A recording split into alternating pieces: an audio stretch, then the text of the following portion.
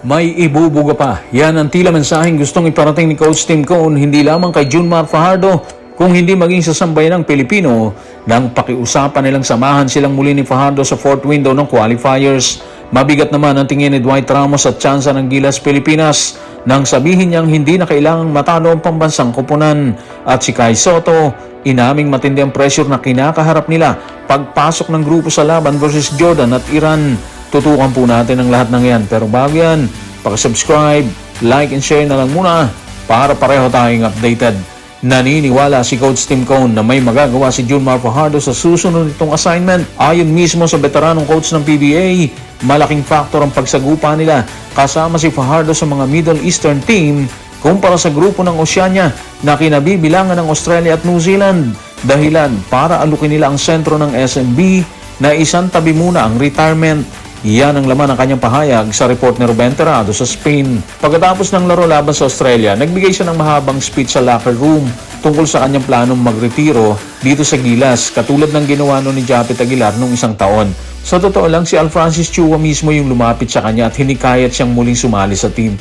Kaya talagang nagpapasalamat kami na nagpatuloy pa rin siyang gumawa ng extra effort para sa national team. Naniniwala kami na sa ganitong level ng competition, lalo na kapag ang kalaro namin ay mga Asian teams, mga Middle Eastern teams, at hindi mga kupunan ng Oceania, mas malaki ang magiging impact ni Junmar laban sa mga ganitong klase ng kalaban. So mga ka-playoffs, dito natin makikita na hindi lang basta pinigilan si Junmar Fajardo sa pagre-retiro dito sa Gilas.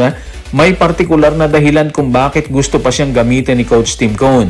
Matapos ang Australia game, gusto na sana magpaalam ni Fajardo sa national team, di ba? Pero hinikayat nga siya magpatuloy para sa window na to, sa fourth window. At interesting ang pag-amin ni Coach Tim tungkol sa Oceania, laban sa Australia at New Zealand, nahirapan talaga si Junmar dahil ibang klase yung bilis, physicality at spacing ng dalawang kupunan na yan. Kaya masasabi natin na mas nakikita ni Coach Tim ang tamang match-up para kay Junmar laban sa Iran at dito sa Jordan na mas traditional ang laro at mas may pagkakataong mapakinabangan ang presensya niya dito sa low post. Ngayon, dahil wala si Justin, mas pwedeng maging mahalaga ang role ni Junmar. Pwede siyang maging malaking sandalan sa loob, lalo na sa rebounding at pagkuha ng second chance points. At dahil nandyan din si Kai Sotto at AJ Edu, may posibilidad na gumamit si Coach Tim ng malalaking lineup na magbibigay sa Gilas ng advantage sa paint. Ang tanong ngayon mga ka-playoffs, gaano kalaki ang ibibigay na role kay Junmar Fajardo? Hindi naman kailangan bumalik siya sa dating dominanting Fajardo, di ba?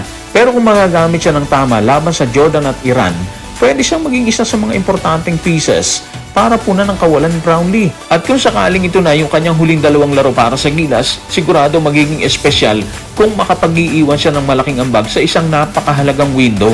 Naniniwala din si Dwight Ramos na hindi dapat matalo ang pambansang kupunan sa mga natitira nitong laban bago ang World Cup sa 2027.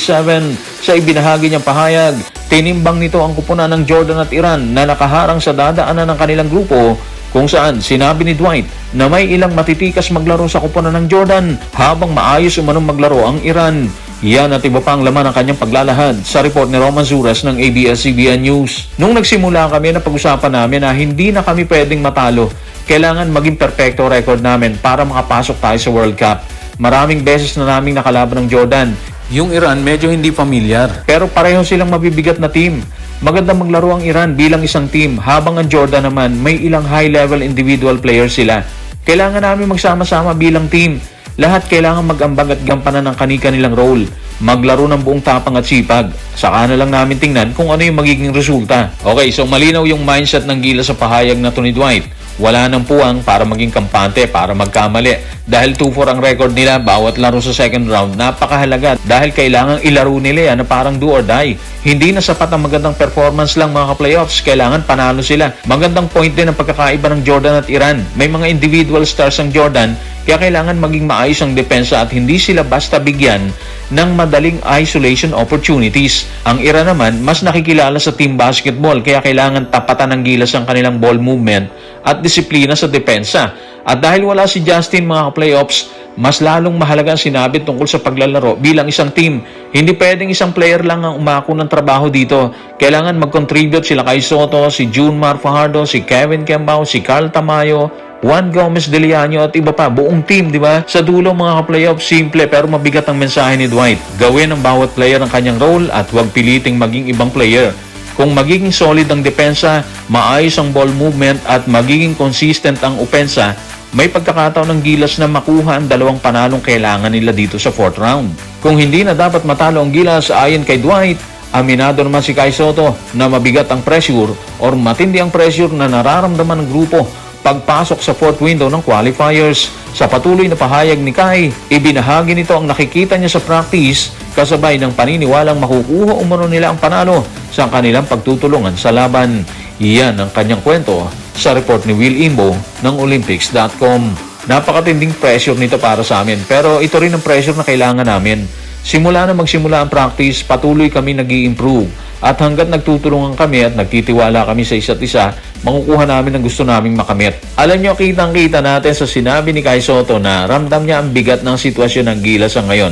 Pero ang mahalaga, hindi niya ito tinitingnan bilang dagdag na pasanin, kundi bilang pressure na pwedeng magtulak sa team na mas mag-focus. Malaking bagay yan para sa isang player na kakabalik lamang sa national team.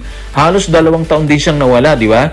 Kaya natural, meron siyang adjustment sa kanyang pagbabalik. Pero kung may babalik niya yung laki, rebounding at shot blocking na inaasahan sa kanya, maaari siyang maging malaking problema sa loob laban dito sa Jordan at Iran. Hindi rin kailangang maging scorer agad siya ng 20 points. Sapat nang maging consistent siyang presence sa paint para magkaroon ng ibang options ang Gilas. At interesting ang sitwasyon ngayon dahil all Filipino ang Gilas ha. Sa unang tingin, malaking kawalan ng naturalized player.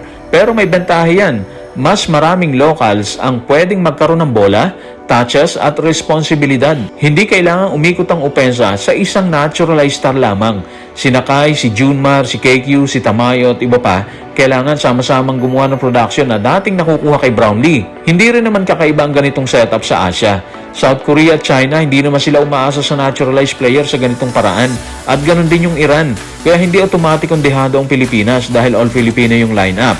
Ang tunay na tanong is kung kaya ng Gilas na gamitin ang kanilang size, chemistry at lalim para tumbasan yung kalidad ng laro ng Jordan at Iran. At sa dalawang napakahalagang laro, yun ang kailangan patunayan ng kupunan.